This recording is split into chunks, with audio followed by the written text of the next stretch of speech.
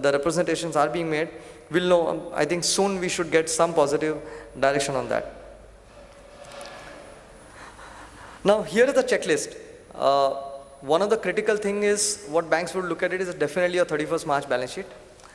Now considering the earlier part where I mentioned about the balance sheet ratios, your capital contributions, TOL to TNW ratios, it is important that before 31st March, give yourself 2 to 3 months time. Start planning from January, because you need to ensure that 31st March balance sheet which you submit to the banks comply with all those regulations. Now there are cases where, I'm sure you must be taking those decisions કે already મારી 25 રૂપિયાની capital હોય અને સામે liability અને bank finance મળીને 75 થી અંદર હોય, which means કે below 3 ratio, તો હું 30th માર્ચે કોઈ નવું પાર્સલ નહીં મંગાવું. Because આપણા માટે સિમ્પલ છે, સ્ટોક અને પેયેબલ વધશે, પણ ઇમ્પેક્ટ એનો એ છે કે you suddenly have a spot in the payable which forms part of your liability plus bank finance, and it may shoot up, go beyond. Now these are all the things that you really need to start monitoring. Secondly, if you are not complying with this ratio, make sure that you infuse funds at least on 31st March to ensure that those ratios are complied with. CMA projections. One of the policies that I remember we were following for last 10 years, always and always be conservative. તમે બેંકને કોઈ projection આપ્યું છે, and if you're not delivering that, that is the last thing that you would want to have it, because then suddenly banks will start questioning your projections. So be conservative, go and achieve the more than projected, but ensure that તમે X project કર્યો તો you at least deliver X. So that's because CMA is something which you give it a year beginning and then you deliver on the projections. Ensure your working capital norms that you have declared in your CMA are there at least on 31st March. Now, there are practices which banks have started looking at it now, the drawing power monitoring. Earlier, no one used to monitor drawing power. Drawing power is nothing but you have a stock and you have a payable. So stock minus payable na 75% bank તમને finance PC through કરશે, which is pre-shipment. હવે એનાથી જો તમારું excess drawing હોય તો bank will question you. So you want to monitor even that on a monthly basis, કારણ કે monthly તમે stock statement bank ને આપો છો. So make sure that your drawals from the bank, whether in the form of pre-shipment or post-shipment, are within the drawing power limit. Then there is also an overall drawing power which is like stock plus receivable minus payable, અને એના તમે 75%. So both the things, ensure that you do that. One more practice which you can adopt is have your monthly or a quarterly closure. Now this is something which none of the companies follow, or rather majority of the companies don't follow. But if you have really that practice, then your fluctuation in the number that you report between the previous month and current month will not be significant enough. If you really compare the stock statement of last each month, April, May, June, July, every month, and have to tabulate, it should give you a consistent picture. It cannot suddenly happen કે જૂનના stock statement અને હું સપ્ટેમ્બરનું compare કરું તો incremental numbers low, so it goes haywire. If you have a track of those. So some of the things which you really need to be cautious, strengthen the system, strengthen your finance department, so that these are all the things which can be taken care of. Now let's come to the other important element. One is we spoke about the bankability. The other is the cost of finance. Now cost of finance depends largely on the currency that you borrow. I mean, there is always, so to say, the arbitrage between which currency you borrow in. Now, most of you are aware that you can borrow in dollars and rupees. Everyone knows this. Anyone who has this question, can I borrow in rupees or dollars, from the audience? Okay, so as a exporter and as a sanction limit from the banks, you have a choice whether you borrow from dollars or you borrow from rupees. And the trade-off is that if you are borrowing in dollars, you are paying in as LIBOR plus margin, which could be 2%, 3% depending on the bank. And if you borrow in rupee, you pay 11% or 10%. Base rate બેંકનો હોય એનાથી 2-3% તમને વધારે charge કરે. And the difference is the premium, the forward premium that you receive from the bank if you were to borrow in rupee. So always what you tend to compare as a decision to borrow in a cheaper cost is whether my LIBOR plus margin plus the premium, is it more or less than the rupee cost that I will pay. So if I am paying LIBOR plus 300, so 3%, 3.5%, the premium currently is very high. સો અત્યારે 8%નું premium ચાલે છે, forward premium. સો 8 અને 3 11. હવે તમને bank 11 આપતું હોય તો કોઈ ડિફરન્સ નથી. પણ જો તમને સ્ટેટ બેંક ઓફ ઇન્ડિયા જેવી બેંક જે તમને LIBOR પ્લસ 200 આપે છે અને એનું ઇવન રૂપી કોસ્ટ પણ સસ્તી છે, સમજો 10.5 છે.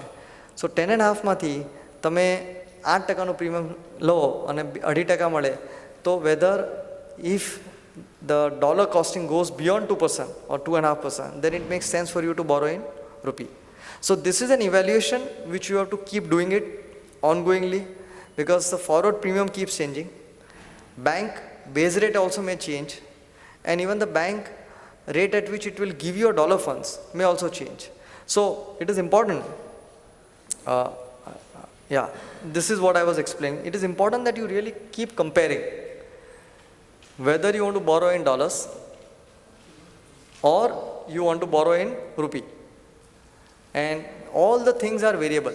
So there is nothing fixed for a period. You can have 11% change, you can have premium of 8% change, you can have 6% change, I mean that LIBOR plus 200 or 500 can also change. Everything is so, this is one thing which you have to do it on the ground, everyday basis where we stand. Now, why the cost of finance is significant? Definitely because it is, as we looked at it in the previous slides, it is one of the largest cost of our other cost. So if I'm paying other costs, I guess maybe 50% of that would be because of the finance cost. So you save even a 10% of that, there is a significant accretion to your profitability. Apart from the cost of funds, there are other key component of the cost, which is what you need to know. Now, this is again something back to the cost of finance on LIBOR, 3 months, 6 months and 9 months. Now, generally, what you need to know is that there are, એક તો 3 મહિના 6 મહિના 9 મહિનાના LIBOR rates અલગ અલગ હોય. 3 મહિનાનો 0.4 હોય તો પેલાનો 0.7 ને then 0.9. સો 10-20 પૈસાનો ફરક હોય. તમે PCFC જો 90 ડેઝ માટે અપ્લાય કરો તો તમને 3 મહિનાનો ચાર્જ કરશે. પણ જો તમે 91 ડે માટે અપ્લાય કરો તો તમને 6 મહિનાનો ચાર્જ કરશે. એટલે 6 મહિના અને 3 મહિનામાં પણ 20 પૈસાનો ફરક હોય છે. So you need to know when you get the voucher from the bank actually એ શું ચાર્જ કરે છે અને વોટ આર યુ અપ્લાઇંગ. એ તો એની પ્રોસેસ ફોલો કરે છે, પણ તમે શું અપ્લાય કરો છો, because that is what will give U an idea as two what is it that I am being charged. Then margin is something which you need to negotiate. Base rate is banks declared, you can't do anything about it. But margin again એમાં જે રૂપી loan માટે 2% હોવો જોઈએ, 3% હોવો જોઈએ, તમારે negotiation પર છે. ફોરવર્ડ પ્રીમિયમ માર્કેટ ડ્રિવન છે. નાઉ બાકીની જે આઇટમ છે એ આઇટમમાં where you need to be cautious is કે ઇમ્પોર્ટ કમિશન અને એક્સપોર્ટ કમિશન. હવે આપણા બધા shipment is very large value items. આ જે રૂલ છે 0.125 અને 0.0625 એ અક્રોસ ધ ઇન્ડસ્ટ્રી છે. વેર આપણે આપણા શિપમેન્ટ જોશું તો એ $50,000, $1,00,000 is common, $1 million is also very common. So એનામાં તમે 0.125% કરો એટલે 1 લાખની ઉપર એની ટોટલ કોસ્ટ થાય. ના there you need to ensure કે you agree for a cap કે 0.125% બરાબર છે, પણ મેક્સિમમ 10,000થી ઉપર કોઈ પણ ટ્રાન્ઝેક્શનમાં નહીં હોવા જોઈએ. Now this is something which you need to negotiate and I am sure you must be doing it. If you not, you need to work on it. Same way export commissions, processing charges depending on your banking arrangement. તમારે bankers સાથે શું relations છે, એ લોકો processing fees વર્ષમાં એકવાર charge કરશે. ઘણા લોકોને મલ્ટિપલ બેન્કિંગ હોય છે, એટલે મલ્ટિપલ બેન્કિંગમાં હરેક બેંક સાથે તમારે આ same processing fees you have to pay. અચ્છા, લીડ બેંક હોય તમારે, so there are 2 kinds of arrangement. One is a multiple and the other is a consortium. હવે કન્ઝોશિયમમાં લીડ બેંકે ચાર્જ કરશે, ઇન્ડિવિજ્યુઅલ બેંક પણ તમારું CMA પ્રોસેસ કરવાનું ચાર્જ કરશે. એટલે કહેવા માટે એમ કહેવાય કે કન્ઝોશિયમ બેન્કિંગ છે, જેમાં એક જ બેંક લીડ બેંક જ બધું પ્રોસેસ કરશે. but each individual bank also will go through the process and they will also come back to you with their own processing charges. So you need to be very clear as to what is it that you are going to pay, negotiate with them. If it is really a consortium where you can negotiate, if it is multiple, you need to deal with individual bankers directly. Crystallization is a function when you have taken a export bill finance, but the payment doesn't come on time. So again, something which you need to be careful about, that bank gives you 30 days time after your bill is due to realize the proceeds. And if you don't realize within 30 days, then bank will crystallize and charge 14 to 15% from day one.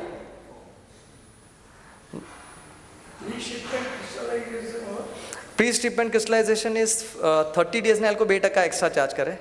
Then there is no crystallization. Then you have to maybe give a bill finance or shift to payment. Pre-shipment, 90 days is what banks are now maximum giving. એટલે તમારું જો bill time પર ન આવે તો this is one charge which is applicable. The regulation says that you have taken export finance, which is a concessional one, but you have not realized the proceeds. So why bank should give you a finance at a concession rate? So the normal rate is 14 to 15%. So you charge.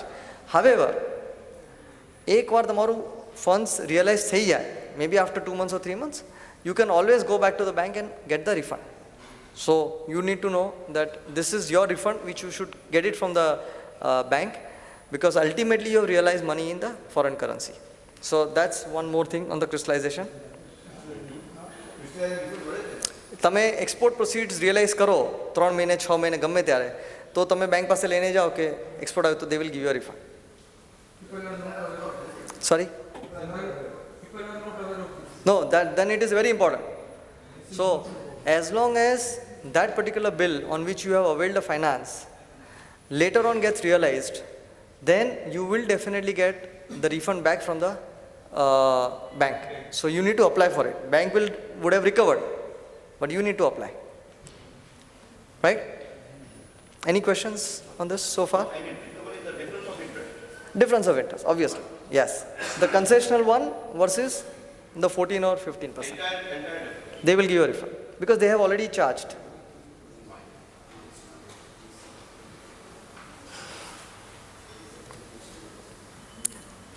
So before we go on to the next topic, any questions so far on? Yes.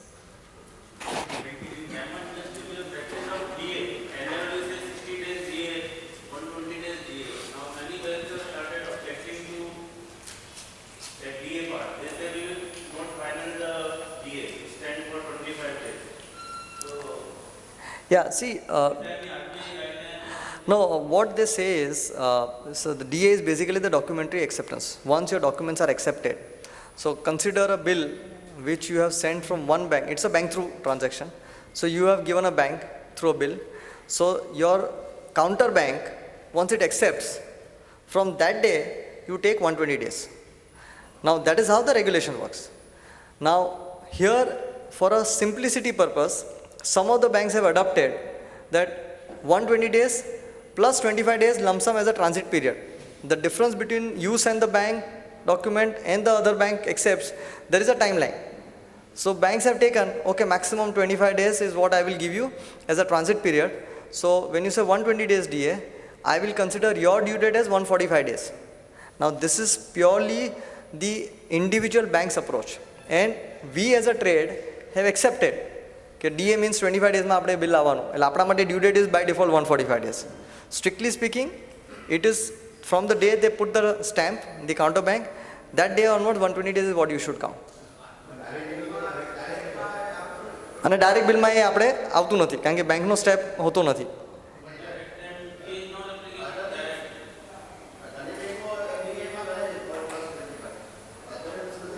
એટલા માટે જ, એટલે this is what now we need to know, કે either we be clear that we are at fixed due date. આપણી practice જ છે ડીએની વર્ષોથી, પણ ડીએનો રિયલ મિનિંગ આ છે કે તમે ડોક્યુમેન્ટ જે દિવસે એક્સેપ્ટ થાય તમારા, એ દિવસથી તમારી એકચ્યુઅલી ડ્યુ ડેટ કાઉન્ટ થાય. હવે બેંક વર્ષોથી એક્સેપ્ટ કરતી હતી, કારણ કે એ લોકોને તમે બેંક થ્રુ કર્યું હોય તો સ્ટેમ્પ મળે. હવે ડાયરેક્ટમાં એ સ્ટેમ્પિંગ નથી મળતું.